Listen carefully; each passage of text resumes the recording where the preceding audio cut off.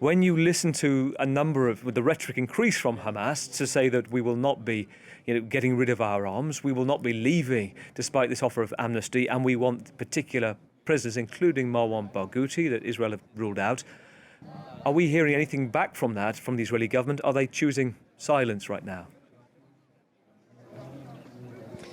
For today, they've chosen silence, but yesterday it was the Israeli government that was maneuvering and that unilaterally changed 11 names, 11 people who had been agreed upon, as far as we know, on the list. All of this maneuvering, I would say, is to be expected. The list has not yet been formalized. The names haven't been published. We don't yet have specific families in Gaza or the West Bank or elsewhere awaiting their released prisoners. So I think we see this on almost every occasion, but it's very, very high stakes right now. That's the reason I mentioned that even with the release of the hostages, what their conditions are, if in fact all are released or some are released, all of this could prove to be a glitch. The other thing I think we should pay attention to is that Donald Trump is a man who likes to say the quiet parts out loud, and so we may be seeing a bit of unexpected things tomorrow too. He just said recently that he is flying to the Middle East to greet the hostages in person.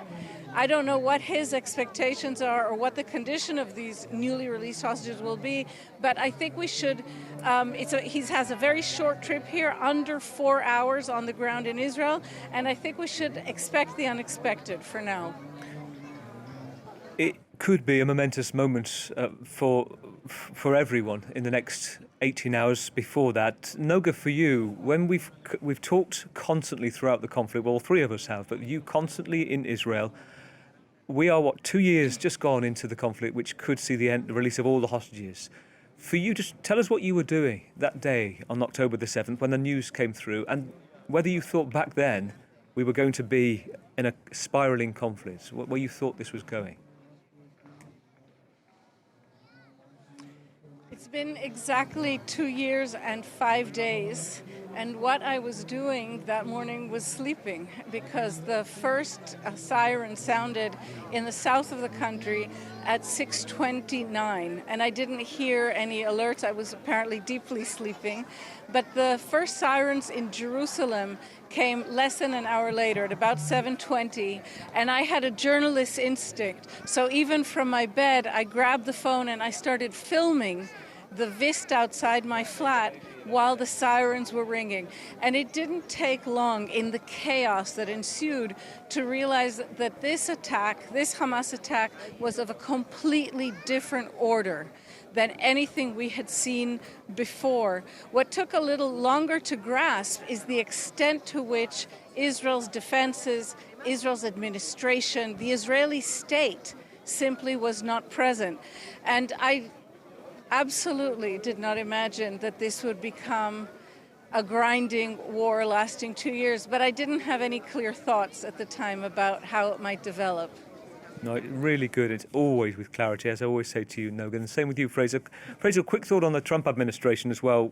Just how you've seen watching this, the triage, this constant field of information, so many different areas that the Trump administration is looking at domestically, the war within Ukraine. Where does Gaza sit in terms of priority for President Trump?